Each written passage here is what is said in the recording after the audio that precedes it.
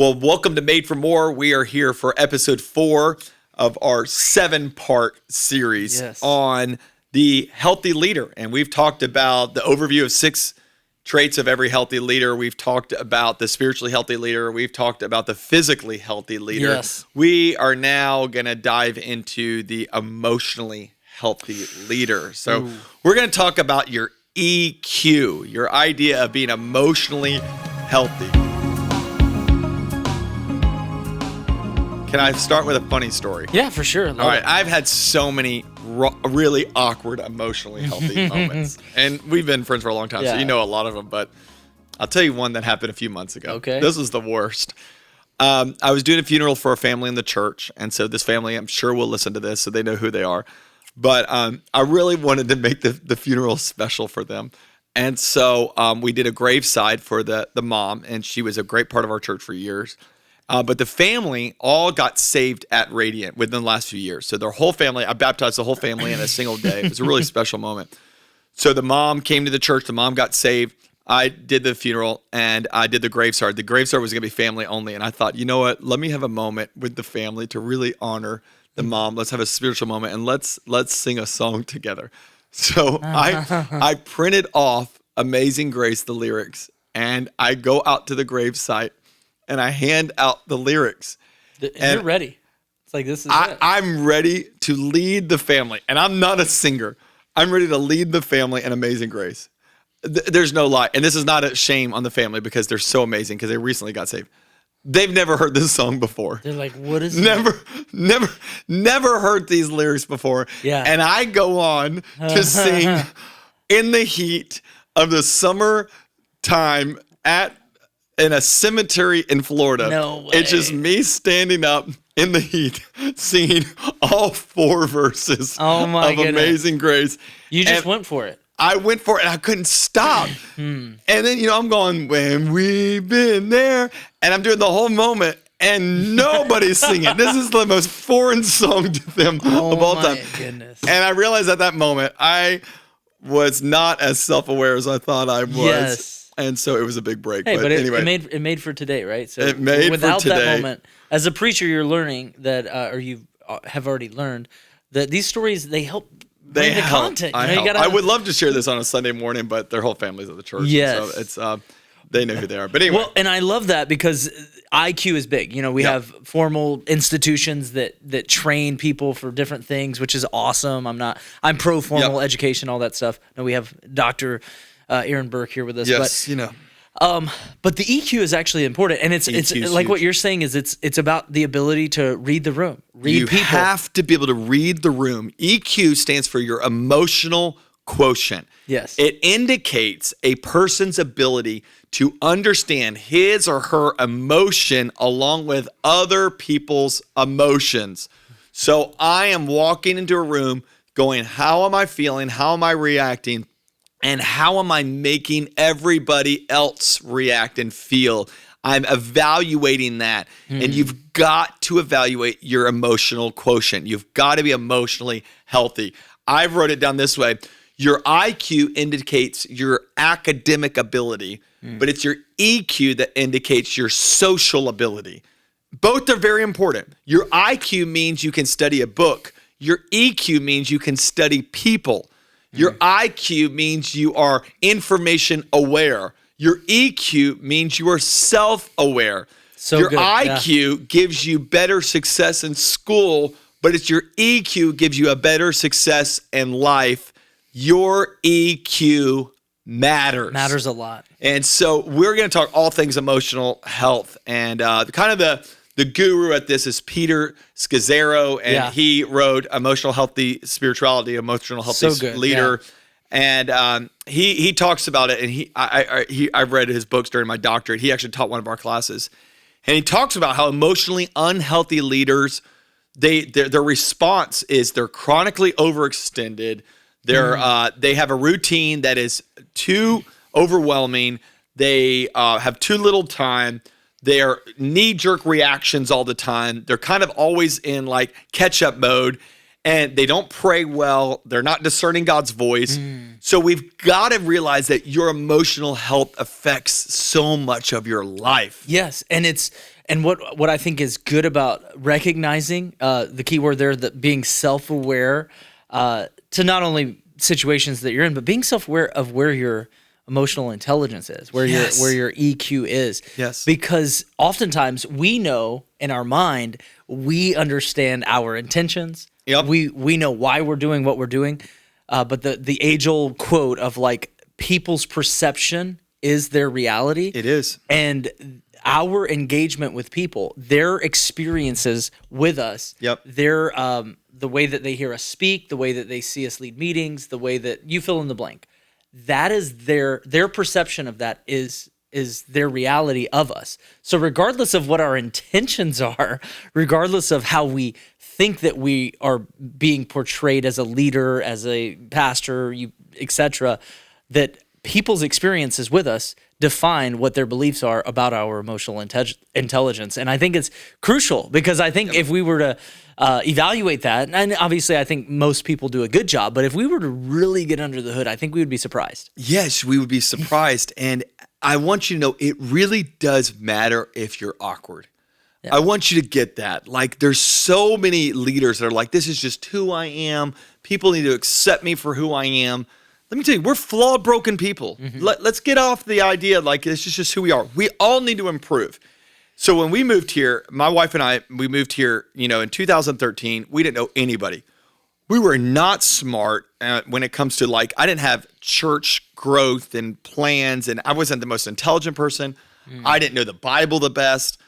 But I'm telling you, I could walk in a room and just let people feel loved and let them know that, I was someone they could trust. Wow. And I think at that time, I look back and I'm like, that time was marked by the grace of God. And really, I was just emotionally healthy. Like, people didn't leave there and go, that pastor is just awkward. They're weird. And we've all had those conversations with somebody, and we leave the conversation and you're like, that was exhausting. And they're kind of awkward. They talk the whole time. I never got a word in. Wow.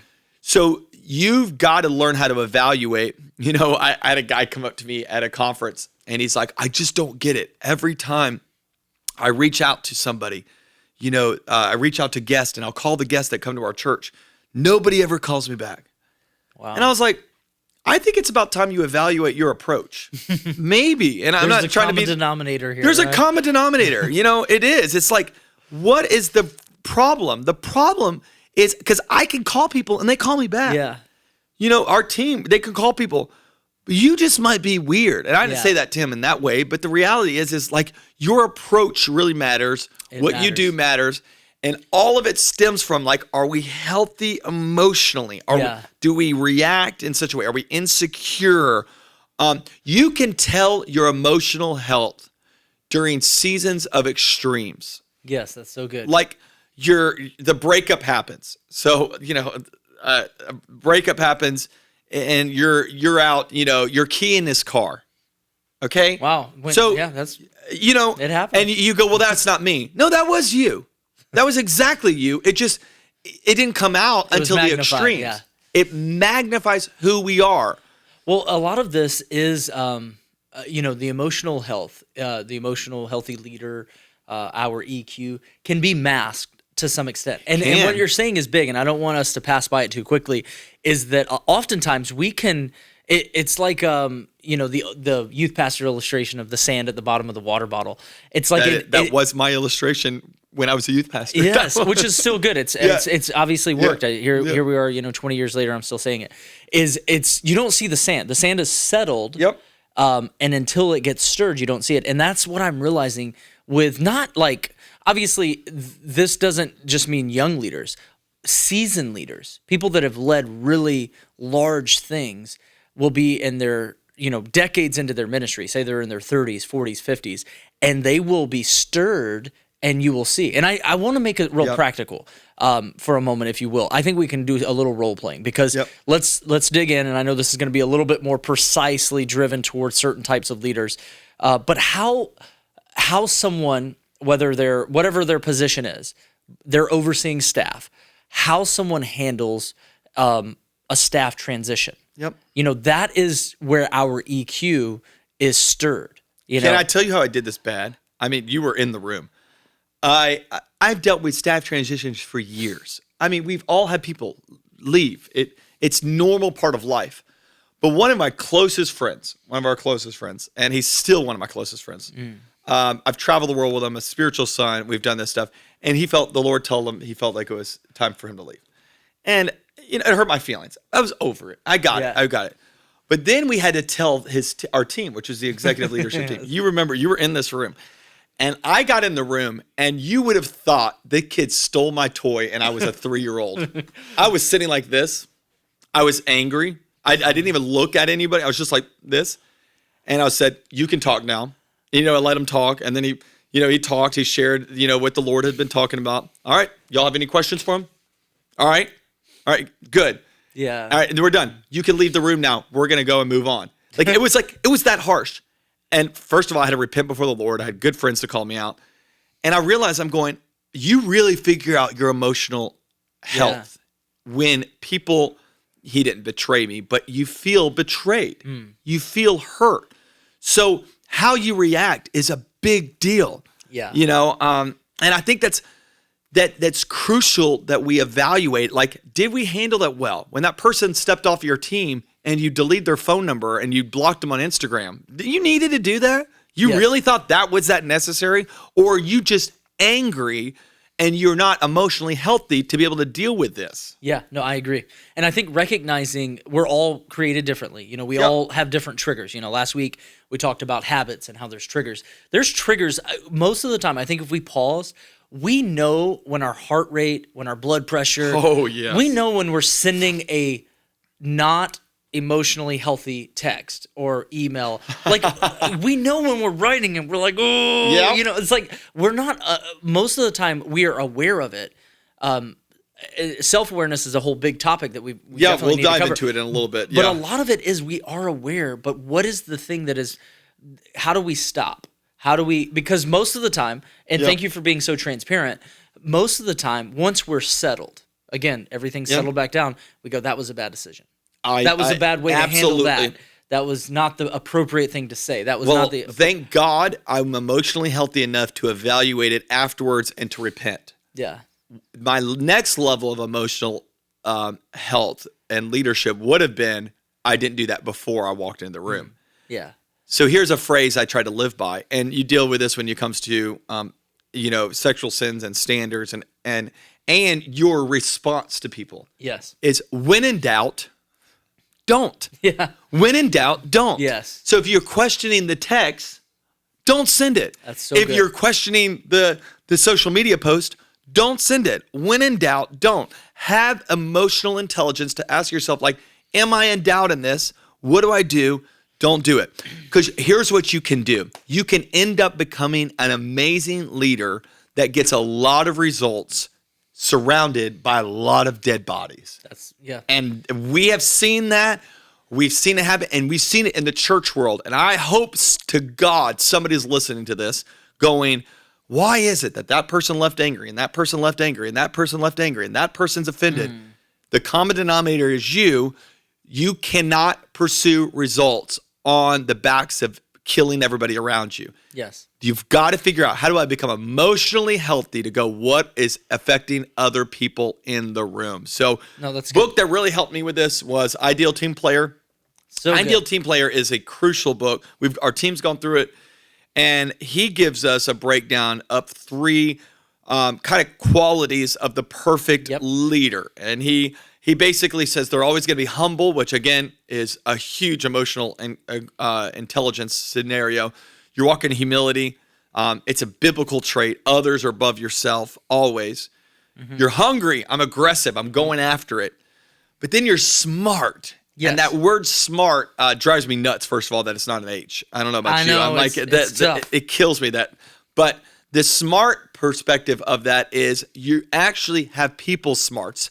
He talks about the fact of this is your EQ. This is like, hey, your EQ is that you're humble and you're people smart. You know what it means to really affect the room you're in and how to run the room and how to be healthy in the room. Absolutely. And I think a lot of leaders, and I know we're not talking about humble and hungry today, it's primarily people smarts, but a lot of times, as we've evaluated this, most leaders out of those three things that Patrick Lencioni talks about, they're usually good at one or the other. There were so many of our team members internally at Radiant Church that people smarts was their lowest hole in their bucket. You know, we talked about that a few weeks ago, the lowest hole in the bucket idea, and people smarts. So it's a common thing. Like, I think hearing it today, like, be okay with really evaluating. Maybe this is a lower hole in my bucket. Yeah. And what are some ways? Because I think maybe for the rest of our time together today, we can really talk about. One, I think we've cleared up that we've got to evaluate. Like, do some evaluation, which, by the way, in your evaluation, like, talk to some people who actually know you and say, hey, what are my blind spots? Like, this is so you've done a great job with that. Like, and so everybody's awkward, okay? Everybody's got awkward tendencies. It's just, do you know how you're awkward? Yes. And are you awkward to an extreme that it's distracting? Now, God made you awkward because he made you unique. That's awesome. We're all unique.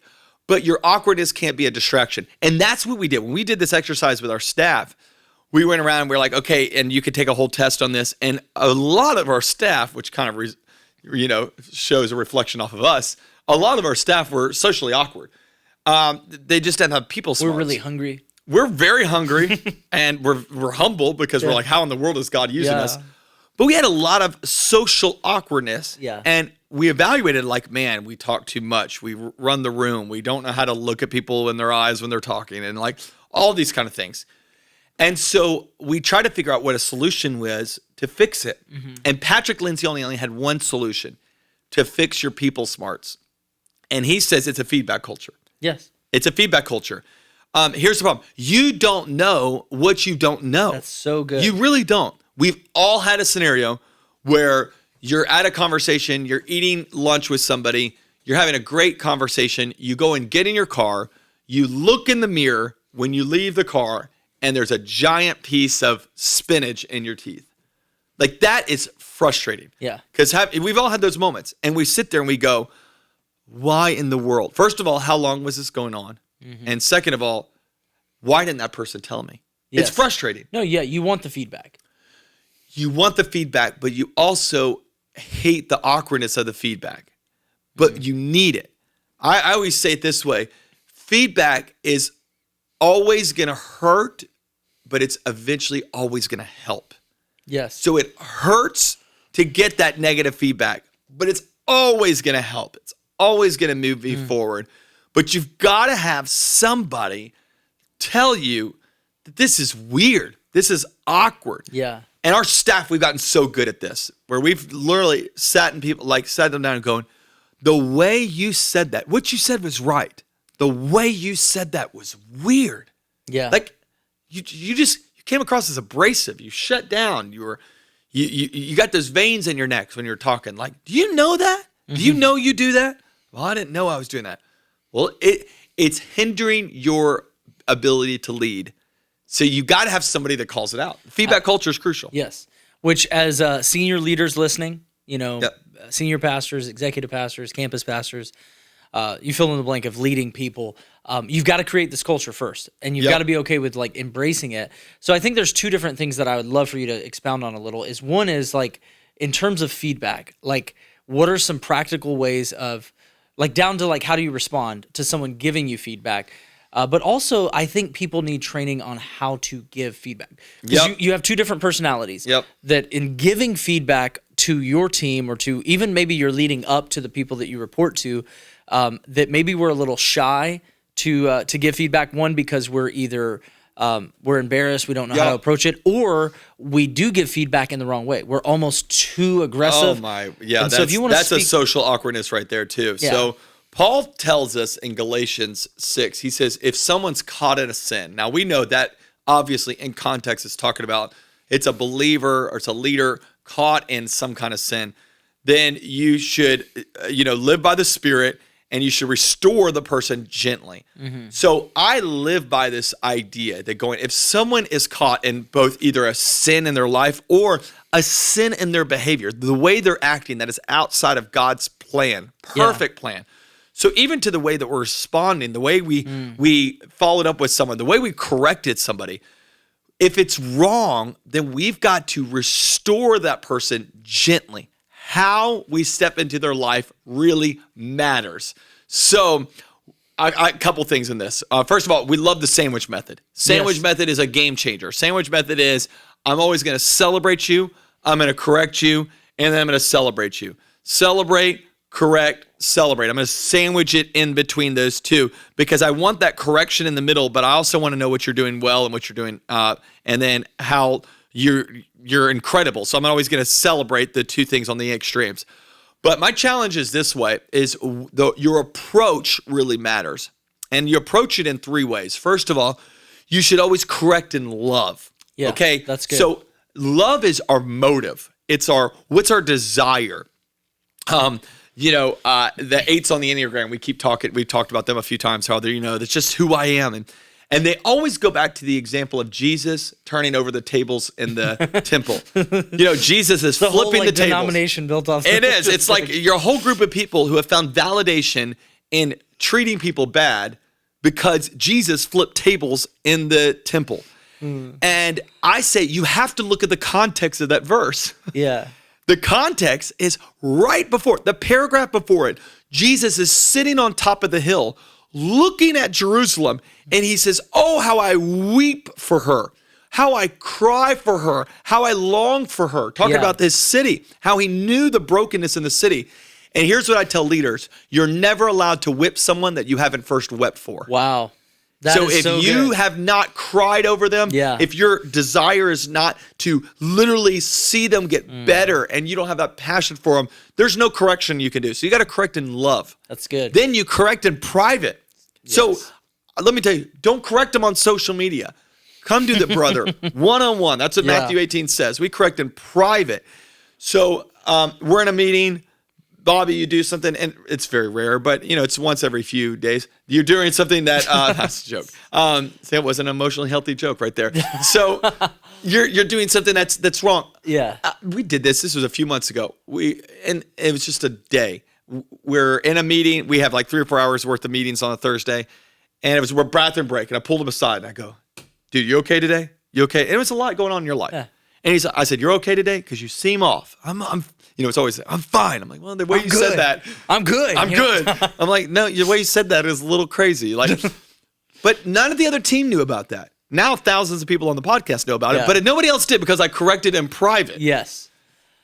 And that's crucial. No, it is. You build credibility when you pull them aside in private. Yeah, absolutely. And I really on the correction, because in love and in private, and I know we're going to another one, but really practically, because again, church leaders, we do this across the board. So that was obviously at the leadership team level. Yep. I was off, which is good. I'm actually thankful that Pastor Aaron, my leader, approached me about that versus it being an awkward thing. So that was for my own benefit.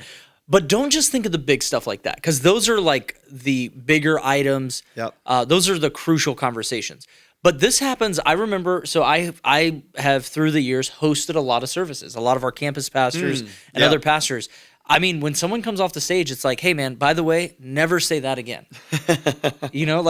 Or, "Hey, you said that really good, but I want you to change this." So I don't want you to just, I don't want us to just hear today that it's only the big stuff. Now, absolutely it's the big stuff. Follow up, correct the big stuff. Like, get your team aligned with the vision and the culture that you as the leader want for your team, for your church, but also make it a part of like almost the daily thing. Our campus pastors are actually looking for feedback when they come off of the stage, because that is the culture.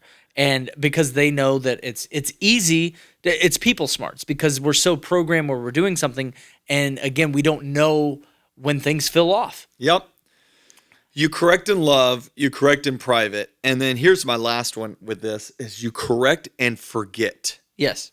I'm telling you, love keeps no records of wrongs. That's what the scriptures say. So the worst thing you can do is correct someone and then constantly bring it up. I mean, I don't know when that incident was with me and you. That was probably 6 months ago. And I've never brought it up one time since until we're in a podcast with people listening. But I think it's important to know that you can't keep bringing it up. You lose credibility to correct in the future, because people go, now they're going to use this as a weapon to always try to hurt me again. Yeah. So, by the way, there's a great advice for your marriage too, because some of y'all are in a marriage and you correct, but then you constantly bring up and go, remember when I had to correct you for that? Remember when I was right about that? Remember how I won that argument? And you're winning an argument, but you're losing the relationship. So I want to always keep the relationship. So it is helpful when someone corrects me and then they never bring it up again. Like, I got it. Yes. I'm going to get better. So you've got to get emotionally healthy. I want to give a couple keys on this, and we're almost done. We're out of time, but that I think are just helpful for all of this. 2 keys for emotional health is, first of all, you just got to get honest. Get honest. And honestly, some of y'all are running way too fast. You're way too busy. You're way too anxious. You're way too stressed out. And you're on the brink. I use the car illustration. Yeah. Your car can go idle and it can go into the red. Yes. The car's designed to do both of those. Yeah. It's just not designed to live in either of those. That's really If it good. lives in the idle, Yeah. it doesn't go anywhere. If it lives in the red, it's going everywhere very, very fast, but it's eventually going to burn out. For sure. That's somebody's life right now. Yeah. You can't be emotionally healthy and always in the red. So you've got to take breaks. You've got to clear your mind. You've got to get a good hobby. You've got to get physically fit. Yeah. All the other things. But your emotional health is you getting honest, going, how am I doing really? Yeah. How am I doing really? Because God can't fix who you pretend to be. That is so good. He can't. Yeah. He wants to fix the real version of you. So you got to get honest and you got to get some help. Yes. And the key is that there is a real version that it's very in our world today, and again, I'm painting with a very broad stroke. I know this doesn't apply to everyone, but it's very easy to have a facade, almost like a showman. This is who I am on social media. Yep. This is who I am on Sundays. This is who I am in staff meeting. This is who I am in all the different arenas that I'm leading. Yep. But then there's a real me, and hopefully that's the same person, right? Yep. But the idea of like, we have to confront the real us. Now, hopefully the real us is very healthy. But if it's not, what we're hearing today is get help. Like, that is so crucial, that God cannot fix the person who we pretend to be. Yep. And church ministry, unfortunately, because I know that there's stats all over the place, that it's almost conducive for that, because there's just so many variables of why a person does that. But it's more common than I think any of us realize. It's overwhelmingly common, and there's a lot on the line. If you sit there and go, well, if I was real honest about what I'm going through, I'll lose my job, I'll lose my income. Yeah. And hopefully you have a safe place to do that, to talk with it. And if you can't talk to your pastor, you can't talk to your leader about what you're struggling with, talk to a professional counselor. Get somebody in your life that you can be honest with. You will always be as sick as your secrets. And so my goal in my life is, the world doesn't need to know my secrets, but somebody does. And whether it's my wife, my counselor, my friends, somebody does, so that I can be healthy, because your emotional health really matters. And it doesn't just matter to you, it matters to all those people who are working around you. You can make this better. Get in a feedback culture, get honest, get some help, and you will become an emotional, healthy leader. Yes, because you're made for more. Have a great week. We look forward to next time.